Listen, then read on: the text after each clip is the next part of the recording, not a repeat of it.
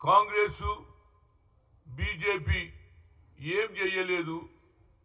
BJP వరకు మీకు మాట్లాడే హక్కు ఉన్నది, కానీ కాంగ్రెస్ గురించి మాట్లాడే హక్కు మీకు లేదని నేను బీఆర్ఎస్ నాయకులను అడుగుతున్నా. బీసీలకు మేము ఎంతో చేసినామని చెప్తున్నారు. ఏం చేసిర్రో చెప్పండి.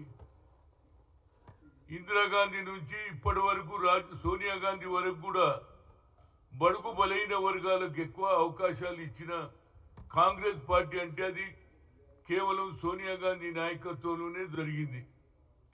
ముఖ్యంగా ఆంధ్రప్రదేశ్లో ఇప్పుడు విడిపోయిన గతంలో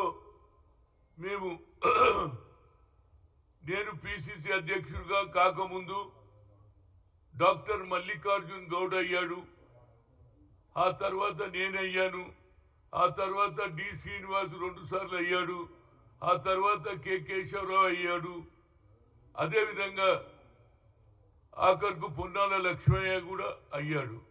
ఇవాళ ఎవరైనా మహేష్ కుమార్ గౌడ్ అయ్యాడు. లెక్క చూస్తే నా తర్వాత మస్జిద్ తులసిదాస్ కూడా అయ్యాడు. మేమందరం ఇప్పటి వరకు 6-7 బీసీ అధ్యక్షులను చేయగలిగినాం. అంతేకాదు మీరు ఎంతవరకు ఈ 10 ఏళ్లలో ఎంతమంది బీసీలను మీరు పిసిసి అధ్యక్షులు ఇంతవరకు మీరే అగ్రకులాలే, ఒక్క దగ్గర కూడా మీరు ఎక్కడ చేయలే. దానికి ఇప్పుడు కారణం ఏముందంటే 42% రిజర్వేషన్ ఇవ్వాలి.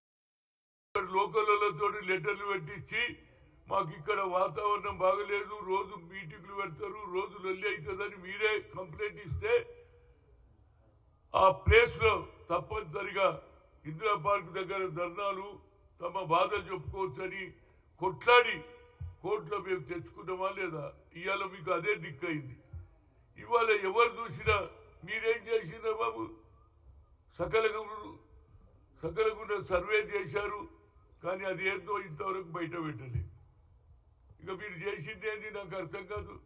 ఏం చేసిండ్రు, ఎక్కడ చేసిండ్రు? కేవలం కాంగ్రెస్ మీదనే దుమ్ము వేయాలని, కాంగ్రెస్కే చెడ్డ పేరు తేవాలని ఇవాళ మేము చేసిన కార్యక్రమాలు ఏంటి చెప్పు.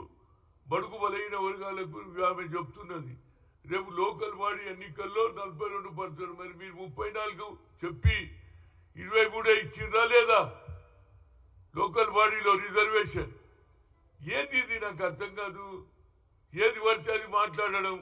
ఇవాళ నిజంగా చిత్తశుద్ధి కాంగ్రెస్ కున్నది. అదేవిధంగా సోనియా గాంధీ గారు, నరేంద్ర మోడీ ఒక ఓబీసీ ప్రధానమంత్రి అయినా నేను 3 సార్లు కలిసిన ఆయన ఏం చేయలే. అకార్డింగ్ టు అవర్ పాపులేషన్ ప్రకారంగా మాకు ఒక సెపరేట్ మినిస్ట్రీ ఇవ్వన్నాం, కులగన చేయమన్నాం, చేయలే. అదే ఇవాళ సోనియా గాంధీ గారు ఆ రోజులలో IIT, IIM, all India institute of medical sciences లో రిజర్వేషన్ కావాలని కోరితే సుప్రీంకోర్టు కొట్టేసింది, నో క్వశ్చన్ ఆఫ్ రిజర్వేషన్. కానీ అదే సోనియా గాంధీ గారు మన్మోహన్ సింగ్ చెప్పి పార్లమెంట్ లో బిల్లు పెట్టించింది. దానివల్ల ఐఐటి, ఐఐఎంలో ఇంజనీర్లు కొన్ని వేల సంఖ్యలో, అదేవిధంగా all India institute of medical sciences లో డాక్టర్లు అయ్యిండ్రా లేదా? ఎందుకు మాట్లాడతారా బాబు?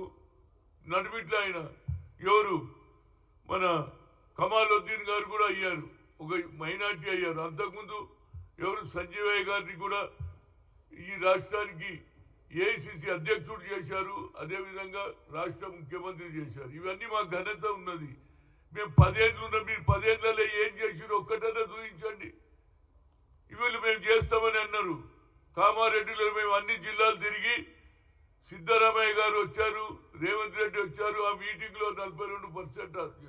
అదేవిధంగా ఇలా మహేష్ కుమార్ గౌడ్ గారు కూడా మేము 42% రిజర్వేషన్ ఇస్తానని గట్టిగా చెప్తున్నాం. ఉన్నప్పుడు మీరు కేవలం పబ్లిసిటీ పర్పస్, ఇక ఆఖరికి మీరు చేసిన ఘనత ఏంది? తెలంగాణ తల్లి, దాని గురించి మీరు ఆలోచన చేయలేదు. మీరు 10 ఏళ్ళున్నా మీరు ఏం చేయలే.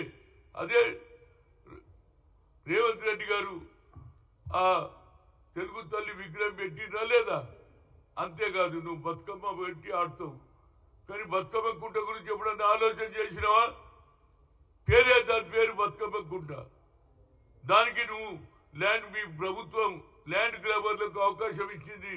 అది కూడా ఇవాళ రేవంత్ రెడ్డి గారు బతుకమ్మ కుంటను బాగు చేయడానికి పర్మిషన్ ఇచ్చిండ్రు.